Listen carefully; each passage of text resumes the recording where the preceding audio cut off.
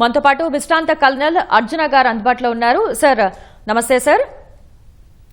Sir నిన్న పాకిస్తాన్ మన సరిహద్దు ప్రాంతాల మీద దాడుల నేపథ్యంలో భారత్ వాటిని చాలా ధీటుగా ఎదుర్కొన్న పరిస్థితి, దీన్ని ఎలా చూడాలంటారు? మేడం, ముందుగా ఈటీవీ ప్రేక్షకులకు ఈటీవీ స్టాఫ్ నా నమస్కారం అండి. ముఖ్యంగా ఇక్కడ చెప్పాల్సిన విషయాలు వచ్చి మనం ఈ ఒక శ్లోకంతో పాటు ముందుకు పోవాలండి. జై భారత్ అండ్ జై జవాన్ అనే విధానంతో మనం వచ్చి ముందుకెళ్ళాలి. ఎందుకంటే జై భారత్ అంటే మనం సదా జై భారతదేశంలో జరగబోయే దాడులు పాకిస్తాన్ మీద మనం ఎప్పుడు జయించాలి. అలాగే ఒక జవాన్ అంటే అందరి జవాన్లతో సమానం. ఆ జవాన్ కూడా విజయవంతం చేకూర్చాలని నా కోరిక.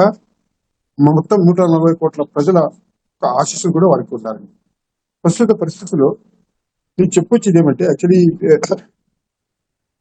ఇండియా పాకిస్తాన్ మీద ముందుగా దాడి చేయలేదు. పాకిస్తాన్ తనంతకు తను దాడి చేసింది. దానికి ప్రతి దాడి మనం చేస్తున్నాం. దానికి మనం దాడి ఎందుకు చేయలేదంటే, మనం ఉగ్రవాద సంస్థల మీద మనము దాడి చేశాము. ఉగ్రవాద సంస్థల మీద పాకిస్తాన్ మీద మనం చేయలేదు. ఇప్పుడు దానికంటే ముందు ఒక చిన్న ఇది దేశ ప్రజలకు అందరికీ తెలియాలండి. ఆ విషయం వచ్చి మీరు ఎలక్ట్రానిక్ మీడియా ద్వారా మీకు తెలియజెప్పాలండి. ఒకటి ఏంటంటే, దేశంలో ఇప్పుడు ప్రస్తుత పరిస్థితుల్లో రియల్ ఫ్యాక్ట్సే మన ప్రజలను ముందుంచాలండి. నిజాలే మనం ముందుంచాలి. అది కేవలం ఒక ఎలక్ట్రానిక్ మీడియా ద్వారానే అవుతుంది. ఇందులో అబద్ధాలు అనేవి ఉండవు, ఓన్లీ నిజాలు చెప్తున్నారు. కానీ మన దగ్గర ఉన్న ఒక సంస్థ, దట్ ఈస్ ఒక సోషల్ మీడియాలో కాబట్టి 75% ఒక వాస్తవాలు వచ్చినా ఒక 25% వచ్చి ఫేక్ న్యూస్ వస్తున్నాయండి. 25% ఫేక్ న్యూస్ ఎలాగొస్తున్నాయంటే, భారత్ లో ఏదో దాడి చేస్తారు పాకిస్తాన్లు, భారత్ లో ఇంత నష్టపోయాము, అంత నష్టపోయాము, బహుశా కాకపోతే ఇక్కడ దాకా రావచ్చు, సౌత్ ఇండియా దాకా రావచ్చు, అక్కడ దాకా ఇక్కడ దాకా రావచ్చు, ఇవన్నీ చేయకూడదండి. మీరు ఎలక్ట్రానిక్ మీడియా వాళ్ళు ఎంతమంది స్టాఫ్ ఉన్నారు, మీరు కూడా సైనికులతో సమానము. ఓకే, మీరు సైనికులు ఎలా పోరాడుతున్నామో మీరు కూడా ఒక నిజాన్ని ప్రజల ముందు ఉంచాలని చెప్పేసి అలాగే పోరాడుతున్నారు. అందుకని చెప్పేసి మీరు మీ మీడియా మిత్రులను చెప్పి రిక్వెస్ట్ చేసేది ఏమంటే, వాస్తవాలను ముందుంచండి. ప్రజలకు వచ్చి చెప్పండి, తెలియజెప్పండి. మీరే చెప్పగలరు, మేము చెప్పలేము. మేము వచ్చి గ్రౌండ్ లో వర్క్ చేసేవాళ్ళం. మా సైనికులు వచ్చి గ్రౌండ్ లో వర్క్ చేసేవాళ్ళం. కానీ వాస్తవాలను తెలియజెప్పే వాళ్ళు కేవలం ఎలక్ట్రానిక్ మీడియా. మీరు వాస్తవాలను ముందుంచండి, మీరు ప్రజలకు తెలియజెప్పండి. అన్ని విషయాలు వచ్చి ఏది మన సోషల్ మీడియా నమ్మద్దు అని చెప్పండి. ప్రజల్లో ఫేక్ న్యూస్ పోయిన తర్వాత ప్రజల్లో ఒక భయభ్రాంతి అనేది ఏర్పడుతుంది. ఆ భయభ్రాంతులు అనేవి ప్రజల్లో ఉండకూడదు. మేము ఉన్నంత వరకు, మన సైనికులు ఉన్నంత వరకు దేశ రక్షణ గురించి భద్రత మేము తీసుకుంటాం, రక్షణ మేము తీసుకుంటాము. ప్రజలు భయపడాల్సిన పని లేదు. దానికి వచ్చి మేమే సంసిద్ధులుగా ఉన్నాము. మన సైన్యము పటిష్టమైన సైన్యము, మన త్రివిధ దళాలు ప్రపంచంలోనే అతి పటిష్టమైన సైన్య దళాలు మన దగ్గర ఉన్నాయి. సో దీని గురించి భయపడాల్సిన, మనం ఎటువంటి భయపడాల్సిన పని లేదు. సో మీరు ఇచ్చే సందేశం వాళ్ళకి పర్ఫెక్ట్ గా ఉండాలి. ఇకపోతే మీరు ఒక క్వశ్చన్ అడిగారు. ఇప్పుడు ప్రస్తుతానికి వచ్చి సబ్జెక్ట్ వస్తాము. పాకిస్తాన్ మన మీద దాడులు చేసింది, అది వాస్తవం. మనం ప్రతి దాడి చేస్తున్నాం, అది కూడా వాస్తవం. ఓకే, పాకిస్తాన్ కి ముందుగా క్లియర్ గా తెలుసు పాకిస్తాన్ తో కవ్యం పొందాలంటే వారు ఇప్పుడు ఉబిలో దిగిపోయారు. పాకిస్తాన్ వచ్చి ఉబిలో దిగిపోయారు, రక్షణ కొరకు ఎదురు చూస్తున్నారు. మన మిజైల్స్ ఎయిర్ డిఫెన్స్ కాబట్టి మిజైల్స్ కానీ, లేకపోతే ట్యాంకర్స్ కానీ, లేకపోతే F-16 అండ్ ఫైటర్స్ కానీ, ఓకే వాళ్ళు కూల్చాము. లాహోర్ దాకా వెళ్ళి ఎయిర్ డిఫెన్స్ సిస్టమ్ నుంచి మనం కంప్లైంట్ చేశాము. అది చాలు వాళ్ళకు. ఓకే, ఇప్పుడు వస్తున్న వార్తల్లో వచ్చి కరాచీలో ఉన్న కాబట్టి ఈ పోర్టు సీ పోర్టు, దాన్ని కూడా వర్షకాలు మనము ఆల్మోస్ట్ పార్షియల్లీ కాకపోతే 50% నాశనం చేశాము మన మిజైల్స్ ద్వారా. మనం మిజైల్స్ ఎక్కడి డిజిటల్ కాకపోతే వార్ చేస్తున్నాము మనం ఇప్పుడు ప్రస్తుతానికి. ఇంకా మన సైనికులు వాళ్ళ తన మీద చొరబడలేదు. చొరబడిన తర్వాత యుద్ధం ఎటువంటి ఆయుధ సంపత్తిని వాడుతున్నాను సార్? అవన్నీ పబ్లిక్ డొమైన్ చెప్పకూడదండి. యాక్చువల్లీ మీకు కొన్ని విషయాలు చెప్పకూడదు. యాక్చువల్లీ మన S-400 మీకు తెలిసిన విషయమే, యాంటీ మిజైల్ ఇది సిస్టమ్. అది ఆ సిస్టమ్ ఉన్నంత వరకు మనం కొన్నాం. అది దీంతో రష్యా ద్వారా మనం కొన్నాం. అది ఎలాంటిది అంటే ఎంత పవర్ అంటే జస్ట్ లైక్ అది ఒక అన్ని కోణాల్లో ఏ కోణం నుంచి వచ్చిన మిజైల్ మన దీని నుంచి వాట్స్ కాల్డ్ దాయాది దేశం నుంచి పాకిస్తాన్ నుంచి వచ్చిన దాన్ని ఆకాశంలోనే మనము ధ్వంసం నాశనం చేసే కప్తే బ్లాస్ట్ చేసే కప్తే పరికరం మన దగ్గర ఉన్నాయండి. చాలా పరికరాలు ఇవి ఉన్నాయి, ఎక్విప్మెంట్స్ మన దగ్గర ఉన్నాయి. దాని గురించి మనకు ప్రజలకు ఒకటేనండి చెప్పండి, మీరు భయపడాల్సిన పని లేదు. భారత్ ఖచ్చితంగా విజయం పొందిలో విజయం మనం ఆల్రెడీ పొందామండి. విజయం వచ్చి మనం దీంట్లో చేరువలోనే కాదు, మనం విజయం ఆల్రెడీ విజయవంతులమే మనం. సో పాకిస్తాన్ మనతో జయించలేదు. ఎప్పటికీ ఇది వాళ్ళ చిరకాల కోరిక వాళ్ళది. ఆ కోరిక నెరవేరదు. సో మనం ఇప్పుడున్న పరిస్థితుల్లో ప్రజలకి మీరు చెప్పండి, మనము పటిష్టమైన పరికరాలు, త్రివిధ దళాలు, పటిష్టమైన అన్ని కోణాల్లో మనము పకడ్బందీగా పహార కాస్తున్నాము. దేశ రక్షణ కోసము మన జవాన్లు ప్రాణాలు ఇవ్వడానికి కూడా తయారుగా ఉన్నారు. కేవలం ప్రజల నుంచి ప్రజల నుంచి మీడియా సంస్థల నుంచి కోరుకునేది ఏమంటే, వాళ్ళకి మీ ఆశీస్సులు కావాలి. ఎవరైతే బార్డర్లో యుద్ధం చేస్తున్నారో వాళ్ళకి ప్రజల ఆశీస్సులు ప్లస్ మీడియా ఆశీస్సులు కావాలి. కేవలం వాస్తవాలు చెప్పండి, ఫేక్ న్యూస్ వచ్చి ఎక్స్పోజ్ చేయకండి ప్రజల ముందు. సో ఇదే నా ప్రార్థన అండి. సార్, కాసేపటి క్రితం కూడా చండీగఢ్ లో సైరన్ మోగించింది వైమానిక దళం. ప్రజలందరూ అప్రమత్తంగా ఉండాలని హెచ్చరికలు జారీ చేసింది. ఈ నేపథ్యంలో పాకిస్తాన్ భారత్ సరిహద్దుల్లో ప్రస్తుతం నెలకొన్న ఈ ఉద్రిక్త పరిస్థితులు ఎటువైపు దారితీసే అవకాశం ఉందంటారు? అదేనండి చెప్తున్నాను కదా, పాకిస్తాన్ ఎటువైపు అంటే యుద్ధం ఆల్రెడీ యుద్ధ సన్నాహాలు అయితే మోగేసేయండి. పాకిస్తాన్ చండీగఢ్ లో కానీ ఎక్కడైనా కానీ అమృత్సర్ లో కానీ ఇవన్నీ బార్డర్ కి చాలా దగ్గర, ఎల్ఓసికి చాలా దగ్గరగా ఉంటాయండి. ఎస్పెషల్లీ మెయిన్ బెల్ట్ వచ్చి Jammu and Kashmir plus Punjab and Rajasthan, of course Gujarat కూడా సీ బెల్ట్ ఎక్కువ ఉంటుంది గుజరాత్ లో. సో ఈ ప్రాంతాలన్నీ ఎల్ఓసికి చాలా దగ్గరగా ఉంటాయండి. సో ఏ మిజైల్స్ ఫస్ట్ స్టార్ట్ అయినా అక్కడి నుంచి స్టార్ట్ అవుతాయి. మోక్ డ్రిల్ అని చెప్పాము ఇంత క్రితం. మోక్ డ్రిల్ ఈజ్ నథింగ్, ప్రజలకి అవేర్నెస్ చేకూర్చాలని చెప్పేసి. సైరన్ అంటే ఏంటి? ఆ సైరన్ సపోజ్ మోగించినప్పుడు ప్రజల సంచారం బయట సంచారం ఇది ఉండకూడదు.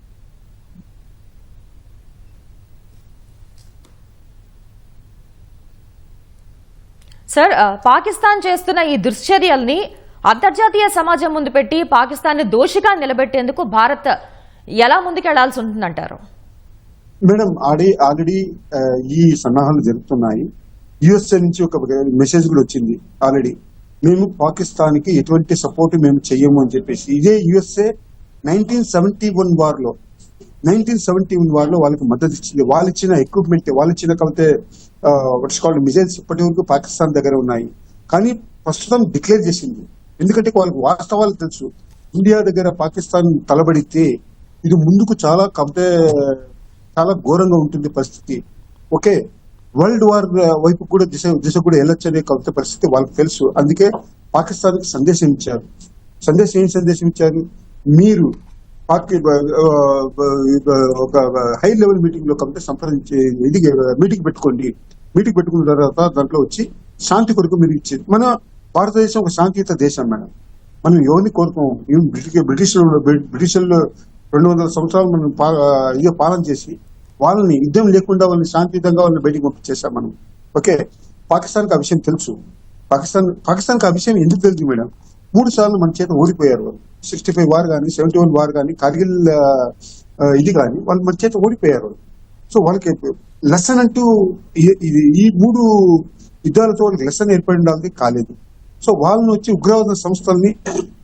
ఉగ్రవాదుల్ని వాళ్ళు ప్రోత్సహించారు, పోషించారు. దీని రిజల్ట్ ఇది. మన మెయిన్ ఉద్దేశం పాకిస్తాన్ మీద దాడి చేయాలని, పాకిస్తాన్ మొత్తం మనం ఆక్రమించుకోవాలని, పాకిస్తాన్ ప్రజలను సంపాదించే మన ఉద్దేశం అప్పటికీ లేదు, ఇప్పటికీ కాదు. ఎందుకంటే మన పోరాటం ఎవరి ఎగనిస్ట్? మన పోరాటం ఉగ్రవాదాన్ని అంచాలి. ఉగ్రవాదాన్ని అంచాలంటే కేవలం పిఓకేలోనే కాదు మేడం, ఈ పాకిస్తాన్ లో కూడా చాలా మంది ఉన్నారు. ఉసామా బిన్ లాడెన్ ఎక్కడ చంపాడు? సైనిక స్థావరాలు ఎక్కడ ఉన్నాయో అక్కడ పట్టుబడ్డాడు, అక్కడ చంపబడ్డాడు. అమెరికా చంపేసింది. అది యావత్ ప్రపంచానికి తెలుసు. సందేశాలు అయితే పోతున్నాయి. పాకిస్తాన్ కి చాలా మంది కొత్త అడ్వైజ్ చేస్తున్నారు. ఒక్క చైనా తప్పనిసరి, చైనా ఎందుకంటే ఒక మెచ్యూర్ ఒక జెంటిల్మెన్ గా ఒక యుఎస్ఏ ఏం చెప్పిందంటే మేము పాకిస్తాన్ కి ఎటువంటి సపోర్ట్ చేయము, ఎందుకంటే వేరే దేశాలు పాకిస్తాన్ కి సపోర్ట్ చేస్తే మళ్ళీ దానికి వచ్చే ప్రాబ్లం అవుతుంది. సో అందుకని చెప్పేసి వాళ్ళు డిక్లేర్ చేశారు, మేమైతే as being a super power country, being a veto power country, మేము సపోర్ట్ చేయం పాకిస్తాన్ కి క్లియర్ గా చెప్పేశారు వాళ్ళు. దీని అర్థం ఏంటంటే భారతదేశంతో పాకిస్తాన్ పోరాడి గెలవలేదు అని చెప్పేసి క్లియర్ సందేశాన్ని వాళ్ళు ఇచ్చేశారు. పాకిస్తాన్ ఇప్పటికీ వాళ్ళు సపోర్ట్ అడుగుతున్నారు, టర్కీ సపోర్ట్ అడుగుతున్నారు, వీళ్ళు చైనా సపోర్ట్ అడుగుతున్నారు. అఫ్ కోర్స్ టర్కీ కూడా కొన్ని ఆయుధాలు పంపించింది, ప్లస్ పాకిస్తాన్ కూడా కొన్ని మిజైల్స్ అవన్నీ పంపించింది. సార్ నాట్ పాకిస్తాన్, చైనా పంపించింది. రానివ్వండి, నో ప్రాబ్లం. మన దగ్గర ఏ అస్త్రాలనైనా ఛేదించగలిగితే అస్త్రాలు మన దగ్గర ఉన్నాయి. బ్రహ్మాస్త్రాలు అనుకోండి, మీరు బ్రహ్మాస్త్రాలు మన దగ్గర ఉన్నాయి. కొన్ని పబ్లిక్ డొమైన్ లో మీరు చెప్పడానికి మాకు బీయింగ్ ఎ సైనికుడు, నేను I'm not a civilian, till death I'm colonel, retired army officer. కొన్ని విషయాలు వచ్చి పబ్లిక్ డొమైన్ లో చెప్పే అధికారం నాకు లేదు మేడం. అదే దాన్ని ఏమంటారు, ప్యాట్రియాటిజం అంటారు అంట, మేము చెప్పాము. కానీ ఒక విషయం అయితే క్లియర్ గా చెప్పాలను, పాకిస్తాన్ ని ఎదుర్కోగల శక్తి సామర్థ్యం మన దేశంలో ఉన్న 14 లక్షల సైనికుల్లో కేవలం ఒక 3 లక్షల సైనికులు చాలు మేడం వాళ్ళ దగ్గర పోరాడి జయించడానికి. 14 లక్షల మంది అవసరం లేదు, ఒక 3 లక్షల మంది సైనికులు చాలు వాళ్ళని ఎదిరించి చంపడానికి, వాళ్ళని యుద్ధం సృష్టించడానికి, నాశనం చేయడానికి. కానీ మనం కోరుకోవటం లేదు. వాళ్ళ భాగం మనకు అవసరం లేదు, వాళ్ళ ఇది ఏది వాళ్ళ సంపత్తి మనకు అవసరం లేదు, ఏది మనకు అవసరం లేదు. కాకపోతే ఉగ్రవాదాన్ని మన ఛేదించాలని చెప్పేసి, ఉగ్రవాదాన్ని పూర్తిగా అంచాలని చెప్పేసి మన లక్ష్యం. ఆ లక్ష్యంతో మనం ముందుకెళ్తున్నాం. సార్, భారత్ పై చేస్తున్న ఈ దాడుల్లో ఏదైతే ఈ భారత సైనిక శక్తి సామర్థ్యాలతో పోలిస్తే పాకిస్తాన్ కు మన దేశంతో తలపడే అంత సామర్థ్యం ఉందంటారా? ముఖ్యంగా అసలు పాకిస్తాన్ వాళ్ళు భారత్ లో ఈ దాడి చేస్తున్నప్పుడు వేటిని లక్ష్యంగా చేసుకుంటున్నారు సార్? ఇప్పటి వరకు బీఎస్ఎఫ్ సైనిక పోస్టుల మీద ఎక్కువగా దాడులు జరిగినాయి, వాళ్ళు ముఖ్యంగా వేటిని లక్ష్యంగా చేసుకుంటున్నారు ఈ దాడుల్లో? లక్ష్యం మేడం, వాళ్ళ లక్ష్యం బట్టి మన స్థావరాలే వాళ్ళ లక్ష్యం మేడం, మన స్థావరాలు వాళ్ళ లక్ష్యం. ఫర్ ఎగ్జాంపుల్, జమ్మూలో ఉన్న ఎయిర్పోర్ట్ ని వాళ్ళు ఏం చేశారు, జమ్మూలో ఉన్న మన దీంట్లో వాట్ ఇస్ కాల్డ్ వైష్ణోదేవి మందిరాన్ని వాళ్ళు లక్ష్యంగా.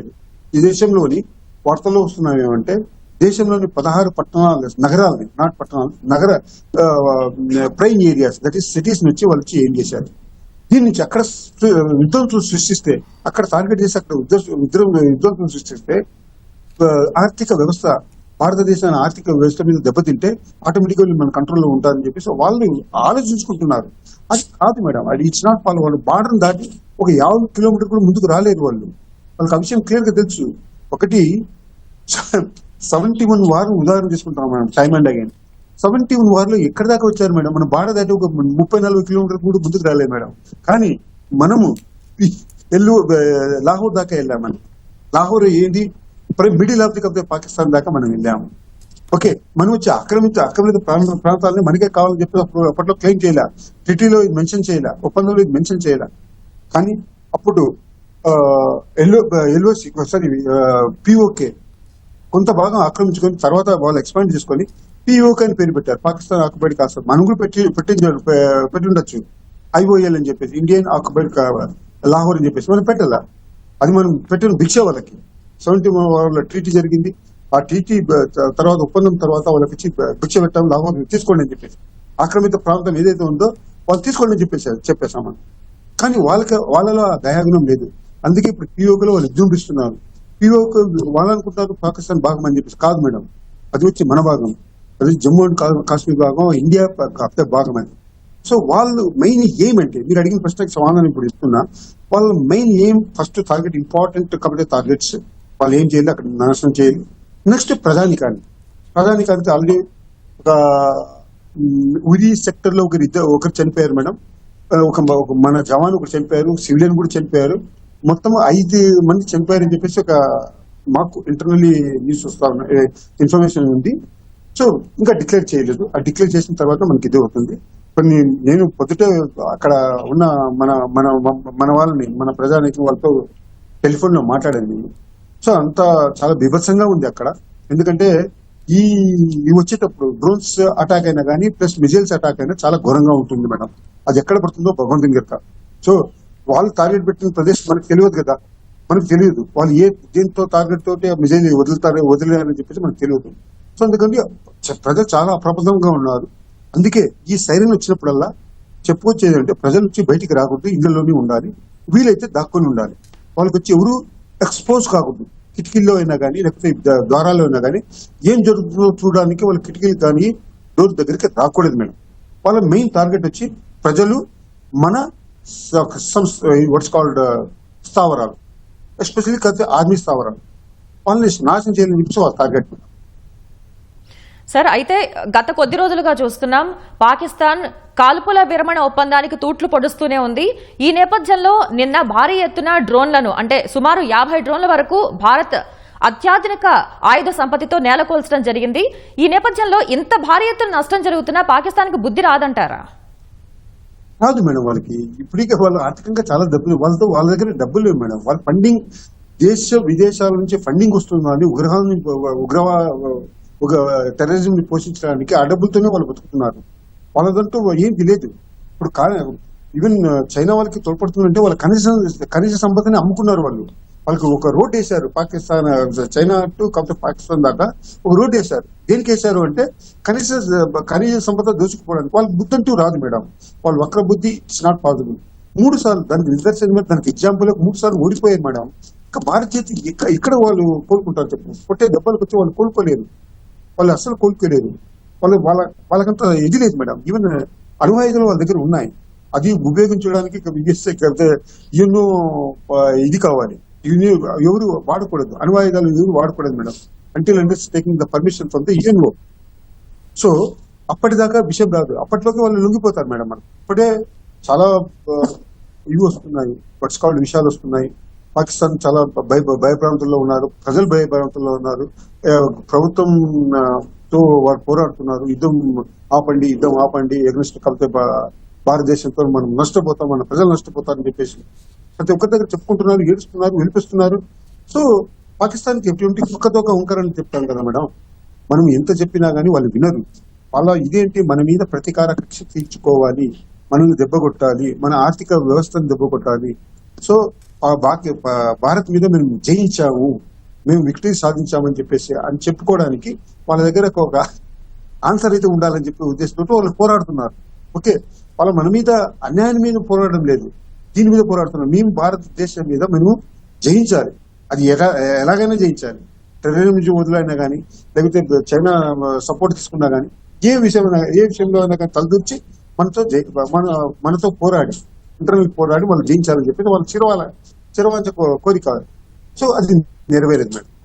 Right sir, thank you sir Arjun గారు.